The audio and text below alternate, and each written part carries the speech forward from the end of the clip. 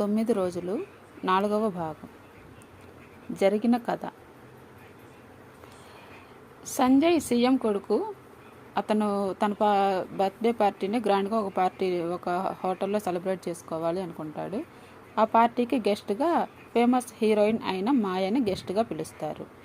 అనుకోకుండా మాయ కొన్ని రోజుల తర్వాత హత్య చేయబడుతుంది. ఆ తరువాత నారాయణ కాలినడకన తిరుపతి చేరుకొని కాటేజ్ తీసుకొని సామాను దాంట్లో చేర్చేటప్పటికి బాగా అలసిపోయాడు. అన్నదాన సత్రంలో భోంచేసి వచ్చి కాటేజ్లో పడుకుంటే సాయంత్రం దాకా నిద్ర పట్టింది. మరుసటి రోజు నిద్ర లేచి తనని పిల్లలని తల వెంట్రుకలు స్వామివారికి సమర్పించుకొని దర్శనం చేసుకొని వచ్చేటప్పటికి రాత్రి 9 అయింది.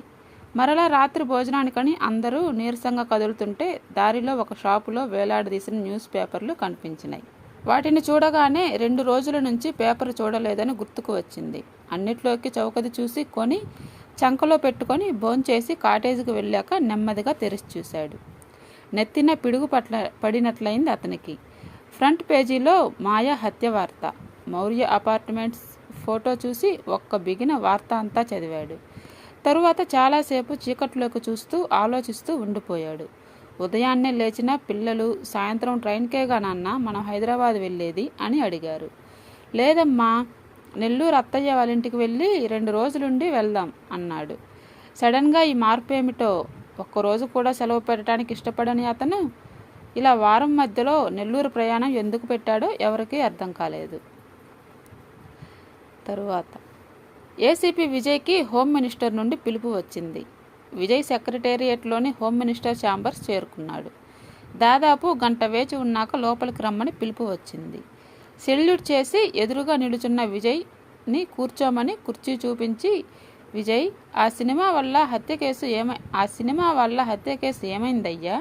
రాష్ట్రంలో చీమ చిటుక్కుమన్నా హోమ్ మినిస్టర్ జవాబుదారీ అంటే నేనేమి కావాలి? మీకేమో చీమ కుట్టినట్లు కూడా లేవుండదు వామనమూర్తి నిష్ఠూరంగా అన్నాడు. ఇన్వెస్టిగేషన్ జరుగుతుంది సార్. ఇంకా ఫోరెన్సిక్ రిపోర్ట్స్ అన్నీ రాలేదు. కనీసం ఇంకా 1-2 రోజులు పడుతుంది కేసు ఒక కొలిక్కి రావటానికి. ఈలోపు రాష్ట్రం మొత్తం నన్ను చేతకాని వాడినని తిడుతుంటే పడుతూ ఉండాల్సిందేనంటావా? ఏమీ మాట్లాడలేదు విజయ్. వామనమూర్తి మాట్లాడుతున్న మాటలకి రెస్పాన్స్ ఆశించి కాదని అతనికి తెలుసు. గోడకు బిగించిన టీవీలో నుండి ప్రతిపక్ష మహిళా నేత ఆండాలమ్మ అరుపులు అదే పనిగా వినిపిస్తున్నాయి. ఉలిక్కిపడ్డాడు వామనమూర్తి. ఇదేమిటయ్యా విజయ్, వార్త విందామని ఏదన్నా ఛానల్ పెడితే మధ్యలో ఈవిడ దూరిపోతుంది. ఆవిడ తిట్లు భరించలేక ఇప్పుడే ఛానల్ మార్చాను. ఇదిగో ఇంతలో ఈ ఛానల్లో కూడా దూరిపోయింది. ఆవిడ న్యూస్ ఛానల్స్కి స్టార్ అట్రాక్షన్ సార్. అందుకే పోటీ పడి మరీ ప్రతి ఛానల్ వాళ్ళు ఆవిడని తన ఛానల్లో మాట్లాడించడానికి ప్రయత్నిస్తుంటారు. కనీసం అలసిపోదేంటయ్యా? తదేక దీక్షతో తరగని ఓపికతో ఏదో యజ్ఞం చేస్తున్నట్లు కొత్త తిట్లు కనిపెట్టి మరీ ఉపయోగిస్తుందయ్యా. మీకు ఆవిడ తిట్లే కనిపిస్తాయి సార్. టీవీల వాళ్ళు భరించే స్థాయిలో పార్లమెంటరీ లాంగ్వేజ్లో విన్నవాళ్ళు సిగ్గుతో చిమిడిపోయేలాగా తిట్టడానికి ఎంత ప్రాక్టీస్ అవసరమో, ఎంత హోంవర్క్ అవసరమో మీకు అర్థం కాదు సార్. ఏంటయ్యా, నిజంగా తిట్టడం అంత కష్టమా? ఎవరి రంగంలో వాళ్ళు కొత్తదనం కోసం పరితపిస్తున్న రోజులు సార్. వెనకబడి పోకుండా ఉండాలంటే నిరంతర కృషి తప్పదు. ఒక టెండూల్కర్ లాగా, ఒక విశ్వనాథన్ ఆనందన్ లాగా వచ్చిన పేరుతో తృప్తి పడకుండా ఎప్పటికప్పుడు టెక్నిక్ని ఇంప్రూవ్ చేసుకోవడమే అసలు విజయ రహస్యం. ఒక్కసారి తిడుతుంది, మిమ్మల్ని కాదనుకొని చూడండి, దాంట్లో కళ తెలుస్తుంది. అవునా అన్నట్లు చూసి దృష్టి టీవీ వైపు సారించాడు వామనమూర్తి. రాష్ట్రంలో ఆడవారికి రక్షణ లేకుండా పోతుంది. చిన్న పిల్లల్ని చంపేస్తున్నారు, విద్యార్థినులను చంపేస్తున్నారు, పెళ్ళైన స్త్రీలని చంపేస్తున్నారు. ఇప్పుడు సినిమా హీరోయిన్లకు కూడా రక్షణ కొరవైతే రాష్ట్ర హోంమంత్రి ఏం చేస్తున్నాడు? ఏమయ్యా విజయ్, ఇంతమందిని చావగొట్టాలని చెప్తుంది, ఎవరికీ రక్షణ లేదని చెప్తుంది. మరి ఈవిడిని ఎవరు ఏమి చెయ్యరేంటయ్యా బాబు? పెళ్ళును నవ్వాడు తనేసిన జోక్కి తనే. వాళ్ళాయన ఈవిడ బాధ భరించలేక చాలా రోజులు ఆలోచించి ఈవిడని పైకి పంపటానికి ప్లాన్ చేశాడు సార్. మరి ఆయన తమలపాకుతో ఒకటన్నాడు, ఈవిడ తెలుపు చొక్కాతో 2 అంది. ఇప్పుడు తీరిగ్గా పశ్చాత్తాపడితే ఉపయోగం ఏముంది? ఏమైంది? ఏమైనా ఎముకలు విరిగాయా? సానుభూతిగా అడిగాడు వామనమూర్తి.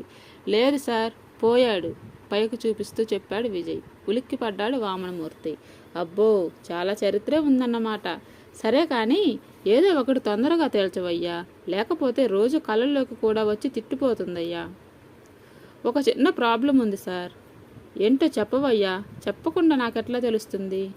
హత్య జరగటానికి కాస్త ముందు మాయ ఫ్లాట్లోకి వచ్చిన వ్యక్తి వివరాలు కొన్ని తెలిసాయి సార్. మరి ఇంకేంటి, అరెస్టు చేయొచ్చుగా. అతని పేరు సంజయ్, కోదండరావు గారి కొడుకు. ఏ గొట్టంకాడి కొడుకు అంటూ ఆగిపోయాడు వామనమూర్తి. గబుక్కున కుర్చీలో నుంచి లేచి నిల్చున్నాడు. టేబుల్ చుట్టూ తిరిగి విజయ్ దగ్గరకు వచ్చి, ఏది మన సీఎం కొడుకా? గుసగుసగా అన్నాడు. అవును సార్. ఎలా తెలుసు? సెక్యూరిటీ రిజిస్టర్ గురించి, దానిలో నోట్ చేసి ఉన్న కారు వివరాల గురించి చెప్పి ఆ సంగతి ధనుంజయ్ ఒప్పుకున్న విషయం వరకు వివరించాడు.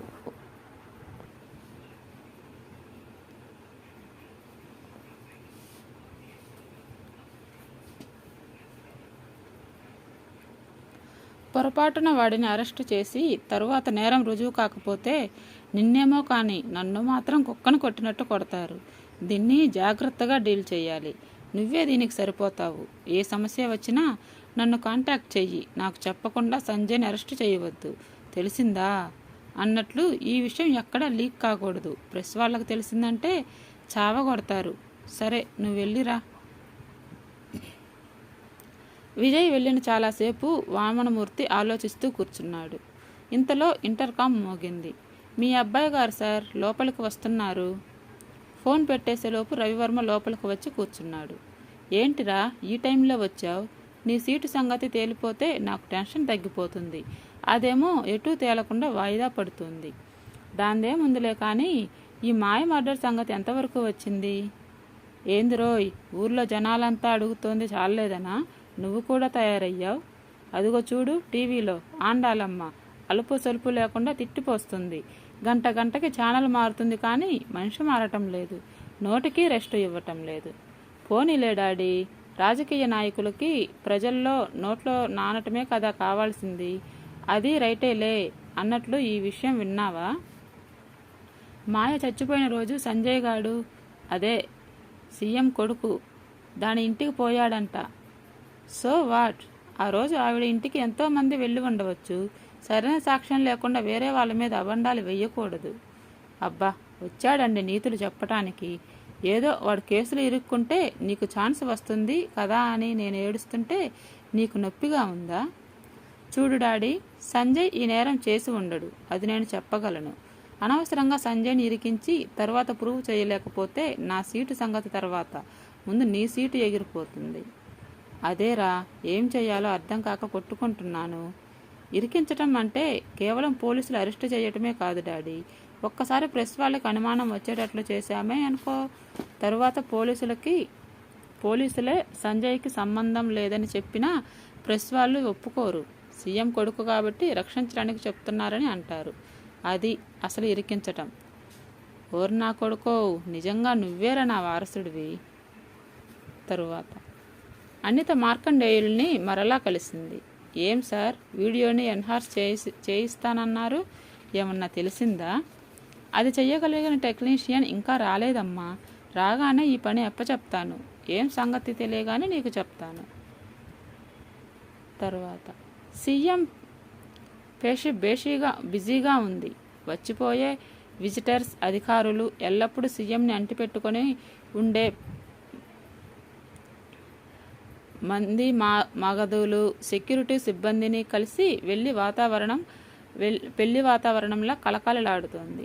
సీఎం తన గదిలో కూర్చొని ఉన్నాడు. 2-3 అంతరంగికులతో పార్టీ విషయం మీద చర్చ జరుపుతున్నాడు. చర్చ నెమ్మదిగా రాష్ట్రంలోని శాంతి భద్రతల మీదకి వెళ్ళింది. ఈ వామనమూర్తికి డిపార్ట్మెంట్ మీద పట్టు లేదు. రోజురోజుకి ప్రజలలో అసంతృప్తి పెరిగిపోతుంది. పరోక్షంగా అది మన ప్రభుత్వం మీద పడుతోంది. మీరు ఏదో ఒకటి చెయ్యాలి అంటున్నాడు ఒక ఆయన. మనకి పుట్టిన పిల్లలే అందరూ ఒక సామర్థ్యంతో ఉండరు. అలాంటిది మంత్రివర్గంలో మంత్రులు కూడా అందరూ ఒకలాగా ఉండరు. అధిష్టానం రకరకాల సమీకరణాలు పరిశీలించవలసి ఉంటుంది. కొన్నిసార్లు మనకు ఇష్టం లేకపోయినా సర్దుకుపోవలసి ఉంటుంది. కానీ అది మన ప్రభుత్వ ప్రతిష్ట మీద పడుతుంటే ఎంతకాలం చూస్తూ ఊరుకుంటాం? మరీ మన పరిస్థితి అంత దిగజారిందని నేను అనుకోవటం లేదు. మొన్న జరిగిన మాయ హత్య మరలా మన రాష్ట్ర ప్రభుత్వం పనితీరుని చర్చలోకి తెచ్చింది. ఆ కేసులో పోలీసులు ఏమీ పురోగతి సాధిస్తున్నట్లు కనపడటం లేదు. చర్చ మాయ హత్య మీదకి మరలగానే కోదండరావుకి మనసులో అలజడి మొదలైంది. మనసులోని అలజడిని అదిమిపెట్టి చట్టం తన పని తాను చేసుకుపోతుంది అన్నాడు. ఇంతలో పిఏ లోపలికి వచ్చాడు. సార్, హోమ్ మినిస్టర్ వామనమూర్తి గారు వచ్చారు. పంపండి పంపండి అన్నాడు కోదండరావు. అందరూ ఒకరి మొహాలు ఒకరు చూసుకుంటుంటే వామనమూర్తి లోపలికి వచ్చాడు. అందరికీ నమస్కారం చెప్పి కూర్చున్నాడు. ఏమండి వామనమూర్తి గారు, ఏ ఛానల్ పెట్టినా మీ పేరే వినిపిస్తుంది. న్యూస్ మీద గుత్తాధిపత్యం చలాయిస్తున్నారు చనువుగా అన్నాడు ఒక ఆయన. ఏదో మీ దయ వినయంగా అన్నాడు వామనమూర్తి. కామెంట్ చేసిన వ్యక్తికి గొంతులో విలక్కాయ పడినట్లు అయింది. అది వెటకారమో వినయమో తేల్చుకోలేక మొహమాటంగా నవ్వేసి ఊరుకున్నాడు. కోదండరావు కల్పించుకొని, మూర్తిగారు, ఆ కేసు ప్రోగ్రెస్ ఎలా ఉంది? ఇలాంటి కేసులు ఎంత త్వరగా పరిష్కారం అయితే అంత మంచిది. లేట్ అయ్యే కొద్దీ విమర్శల భారం మనం మోయవలసి వస్తుంది అన్నాడు. దాని విషయం డిస్కస్ చేద్దామనే వచ్చాను సార్. కొద్దిగా మీతో ఏకాంతంగా మాట్లాడాలి అన్నాడు. వెంటనే కోదండరావు కుర్చీలో నుంచి లేచి మూర్తిని వెంట పెట్టుకొని తన ప్రైవేట్ రూమ్లోకి తీసుకువెళ్ళాడు. ఏమిటో విషయం చెప్పండి. చిన్న సమస్య సార్. ఏసీపీ విజయ్ ఈ కేసు డీల్ చేస్తున్నాడు. తను వచ్చి కలిశాడు. మాయ హత్య జరిగిన రోజు మన సంజయ్ బాబు మాయ ఫ్లాట్కి వెళ్ళాడంట అని కోదండరావు రియాక్షన్ కోసం ఆగాడు. కోదండరావు మొహంలో ఏ భావం లేదు. అయితే అన్నట్లు చూశాడు. సంజయ్ బాబు ఆ రోజు అక్కడున్నట్లు రుజువులు కూడా పోలీసుల దగ్గర ఉన్నాయంట. కాకపోతే మీ రెప్యుటేషన్కి ఇబ్బంది అని నేనే ఈ విషయం ఎవరికీ చెప్పొద్దన్నాను. తెలివిగల పని చేశారు. ఆ హత్యకి మా వాడికి ఏ సంబంధమూ లేదు. ఆవిడ ఇంటికి వెళ్ళటం నేరం కాదు. ఆవిడ ఇంటికి వెళ్ళిన ప్రతివాడు నేరస్తుడు కాదు. చచా, నేను సంజయ్ బాబు నేరం చేశాడు అనటం లేదండి. కానీ ఈ విషయం లీక్ అయితే మన రెప్యుటేషన్కి డ్యామేజ్ కదా అని మీకు ముందే చెప్తున్నాను. నేను మరొకసారి చెప్తున్నాను మూర్తి, మా వాడు నేరం చేయలేదు. మీ ఎంక్వైరీలకి అన్ని విధాలుగా వాడు సహకరిస్తాడు. ఒకవేళ వాడు నేరం చేసినా రుజువులు పోలీసుల దగ్గరే ఉంటే నిరభ్యంతరంగా వాడిని అరెస్టు చేసుకోవచ్చు. కాకపోతే అప్పటి వరకు ఈ విషయం బయటపడకుండా ఉండటం అందరికీ మంచిది. కాబట్టి మా వాడి మీద చేసే ఎంక్వైరీలేవో కాస్త రహస్యంగా చేయమనండి. నేను వాడికి ఫోన్ చేసి చెప్తాను మీకు సహకరించమని. అయినా ఈ సమస్యలన్నిటికీ సమాధానం మీ దగ్గరే ఉంది. ఉలిక్కిపడ్డాడు వామనమూర్తి. నా దగ్గరా అంటూ. అవును, మీ దగ్గరే. కేసుని ఎంత త్వరగా వీలైతే అంత త్వరగా పరిష్కరించండి. స్పెషల్ టీములు ఏర్పాటు చేయండి. అసలు హంతకుడు పట్టుబడితే మనకు వచ్చే ఏ నష్టమూ ఉండదు. మా అబ్బాయికి వచ్చే కష్టమూ ఉండదు. తెచ్చి చివరికి నా నెత్తిని పెట్టాడే అనుకుంటూ వామనమూర్తి సెలవు తీసుకోబోయాడు. అన్నట్లు మూర్తి, కోదండరావు పిలుపుకి వెనక్కి తిరిగి ప్రశ్నార్థకంగా చూశాడు వామనమూర్తి. మావాడు ఆ రోజు అక్కడ ఉన్నాడనటానికి పోలీసుల దగ్గర ఉన్న సాక్ష్యం ఏమిటి? అడిగాడు వామనమూర్తి. వామనమూర్తి తన కారులో కూర్చొని ఏసీపీ విజయ్కి ఫోన్ చేశాడు. సీఎం గారు ఖరాఖండిగా చెప్పాడయ్యా, వాళ్ళ సంజయ్కి ఈ హత్యకు ఏ సంబంధం లేదని. కావాలంటే ఎంక్వైరీకి సంజయ్ సహకరిస్తాడంట. కాకపోతే ఈ విషయం బయటకు తెలియకుండా చూడమంటున్నాడు. నువ్వు ఆ ప్రకారం ప్రొసీడ్ అవ్వు. తరువాత సంజయ్ నల్ల అద్దాలున్న కారులో పోలీస్ హెడ్ క్వార్టర్స్ వెనకవైపు నుంచి లోపలికి ప్రవేశించాడు. అతనికి సలహా ఇచ్చిన లాయర్ క్లియర్గా చెప్పాడు. నేను కూడా ఇంటరాగేషన్ అప్పుడు రావచ్చు, కానీ దానివలన మన మీద దాస్తున్నామన్న అభిప్రాయం కలుగుతుంది. అందుకని మీరు ఒంటరిగానే వెళ్ళండి. కాన్ఫిడెంట్గా ఉండండి. పోలీసుల మాటలకి రెచ్చిపోకండి, కోపగించుకోకండి. కోపంలో మనిషి గాడి తప్పుతాడు. పోలీసులకి కావలసింది అదే. సంజయ్ని ఒక రూమ్లో కూర్చోబెట్టి మిగిలిన అందరూ బయటకు వెళ్లారు. కాసేపటికి విజయ్ ఆ గదిలోకి వచ్చాడు. సంజయ్ మొహంలో ఆందోళన ప్రస్ఫుటంగా కనిపిస్తుంది. లాయర్ ఇచ్చిన ధైర్యం నెమ్మదిగా కరిగిపోతుంది. చూడండి సంజయ్, ఇది అరెస్టు కాదు. మీరు కేవలం అనుమానితులు మాత్రమే. కాబట్టి భయం వద్దు. Feel free. మీకు తెలిసిన విషయాలు చెప్పండి. అన్ని నిజాలే చెప్పండి అన్నాడు విజయ్. నాకేం భయం లేదు మొండిగా అన్నాడు సంజయ్. Okay letter start. అసలు మీకు మాయతో పరిచయం ఎప్పటి నుంచి? నేను మాయని కేవలం 2 సార్లు కలుసుకున్నాను. మొదటిసారి నా బర్త్డే పార్టీలో, రెండోసారి ఆవిడ అపార్ట్మెంట్లో. అంతకంటే నాకు ఆవిడతో ఎలాంటి పరిచయం లేదు. మరి ఒకే ఒక పరిచయంతో ఆ రోజు ఆవిడ ఫ్లాట్కి ఎలా వెళ్ళారు? ఆవిడ పిలిచిందా? నేను అసలు ఆవిడ ఫ్లాట్కి వెళ్ళలేదు. ధనుంజయ్ కోసం వెళ్ళాను. అప్పుడు ఆవిడ కనిపించి రమ్మంటే ఆవిడ ఫ్లాట్కి వెళ్ళాను తప్ప మాయ అక్కడ ఉంటుందని నాకు కూడా తెలియదు. ధనుంజయ్తో మీ పరిచయం ఎప్పటి నుంచి? మా మధ్య అసలు పరిచయం లేదు. అదే మొదటిసారి కలవటం. ఏ పని మీద కలిశారు?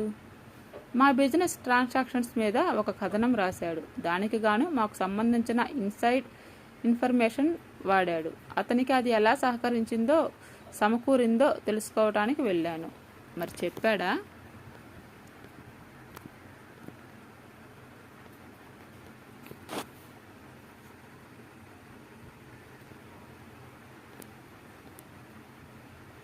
లేదు.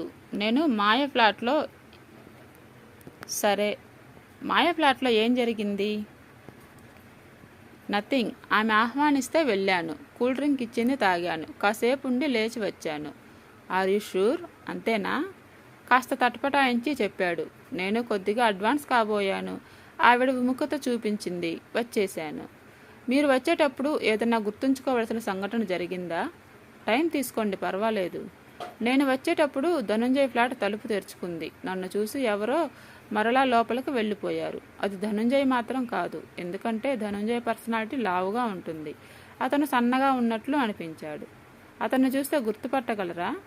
లేదు, నేను అతన్ని అసలు చూడలేదు. కేవలం ఒక ఫ్రాక్షన్ ఆఫ్ సెకండ్లో కంటి చివరి నుండి చూసిన దృశ్యం మాత్రమే గుర్తుంది. ఇంకా ఏమన్నా చెప్పాలా? ఎస్, నేను ఈ హత్య చేయలేదు. I can understand. Me finger prints, blood samples తీసుకుంటాం. మీకేమన్నా అభ్యంతరమా? లేదు, థ్యాంక్ యూ. సంజయ్ వెళ్ళగానే విజయ్ ఈ కేసులో పనిచేస్తున్న ఆఫీసర్లను పిలిచాడు. ఫింగర్ ప్రింట్స్ మ్యాచింగ్ ఫార్మాలిటీనే. ఎందుకంటే అక్కడికి వెళ్ళింది తనేనని అతనే ఒప్పుకుంటున్నాడు. కాబట్టి బ్లడ్ శాంపిల్ డిఎన్ఏ టెస్టింగ్కి పంపండి. అది రావడానికి 2-3 రోజులు పట్టవచ్చు సార్. Make it fast. అది నెగిటివ్ వస్తే కేసు నుండి పొలిటికల్ యాంగిల్ తొలగిపోతుంది. నిజమైన హంతకుడి మీద దృష్టి కేంద్రీకరించవచ్చు. ఒక గ్లాస్ నీళ్లు తాగి కొనసాగించాడు. ధనుంజయ్ మనకి అన్ని విషయాలు చెప్పలేదు. ఏదో దాస్తున్నాడు. అతని మీద, సంజయ్ మీద 24 గంటలు నిఘా పెట్టండి. Okay sir. ఆ సెక్యూరిటీ గార్డు, అదే మాయ చనిపోయిన టైంలో డ్యూటీలో ఉన్నాడే, అతను దొరికాడా? లేదు సార్, తిరుపతి నుండి ఇంకా రాలేదు. కాంటాక్ట్ చేయడానికి అతనికి సెల్ ఫోన్ కూడా లేదు. బహుశా రేపు రావచ్చు. Okay, let us move. Sanjay బయటకు రాగానే సరాసరి తండ్రి దగ్గరికి వెళ్ళాడు. జరిగిందంతా చెప్పాడు. మరలా అడుగుతున్నాను, ఏదన్నా విషయం దాచి ఉంటే ఇప్పటికన్నా చెప్పు. లేదు డాడీ, నాకు తెలిసిన విషయాలన్నీ చెప్పాను. అయితే సరే, తప్పు చేయనంతకాలం భయపడాల్సిన అవసరం లేదు. వెళ్ళు, నేను చూసుకుంటాను. 6వ రోజు. నారాయణ నెల్లూరులోనే చెల్లెలు లక్ష్మి ఇంటికి వెళ్ళేటప్పటికి మధ్యాహ్నం అయింది. రాక వచ్చిన నారాయణ కుటుంబాన్ని ఆదరంగా ఆహ్వానించింది లక్ష్మి. అప్పటికప్పుడు భోజనాలు వండి అందరికీ వడ్డించింది ఆమె. నారాయణ భోంచేసిన వెంటనే పనుందని బయటికి వెళ్ళాడు. నారాయణ కుటుంబ సభ్యులకి అతని ప్రవర్తన విచిత్రంగా ఉంది. ఏ కారణం లేకుండా ఇక్కడికి తీసుకువచ్చి ఎందుకు పడేశాడో వారికి అర్థం కావటం లేదు. పిల్లలు మాత్రం రాక వచ్చిన అవకాశాన్ని పూర్తిగా ఎంజాయ్ చేస్తున్నారు. అమ్మా, చెప్పకుండా స్కూల్ ఎగ్గొడితే వెళ్ళాక పనిష్మెంట్ ఇస్తారమ్మా.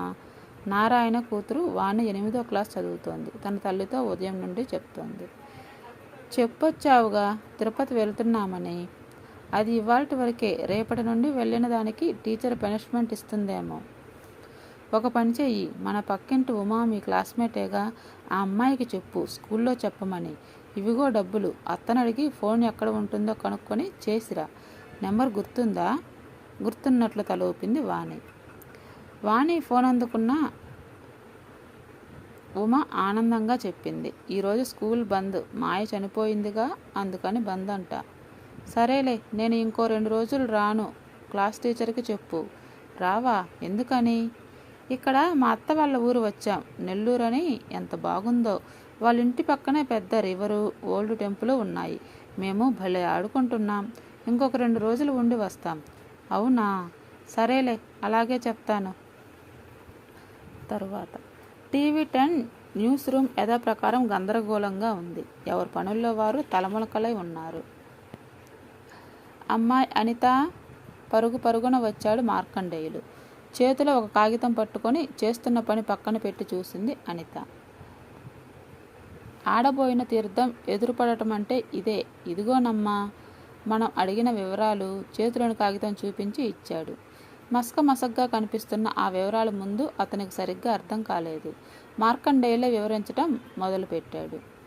మాయ హత్య జరిగిన అపార్ట్మెంట్స్ సెక్యూరిటీ గార్డు మెయింటైన్ చేస్తున్న రిజిస్టర్లో ఆ రోజు ఎంట్రీలు ఉన్న కాగితం కాపీ అది. అర్జున్ తీసిన వీడియోని ఎన్హాన్స్ చేసి చూయిస్తే బయటకు వచ్చిన కాపీ ఇది.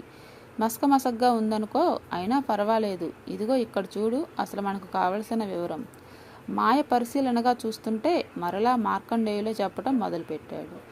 దీని ప్రకారం ఫ్లాట్ నెంబర్ 314కి అంటే మాయ పక్క ఫ్లాట్కి ఒక విజిటర్ వచ్చాడు. అతని కారు నెంబరు ఇదిగో. ఒకే డిజిట్ ఉందే. ఎవరో పెద్దవారి కారు అయి ఉండాలి. RTA ఆఫీసులో కనుక్కోవాలేమో. కనుక్కుంటే చెప్తారేమో. ఒకే డిజిట్ అక్కర్లేదు. ఆ నెంబర్ ఎవరితో చాలామందికి తెలుసు. అది సీఎం గారి అబ్బాయి సంజయ్ కారు. ఉలిక్కిపడి కుర్చీలో నిటారుగా కూర్చుంది అనిత.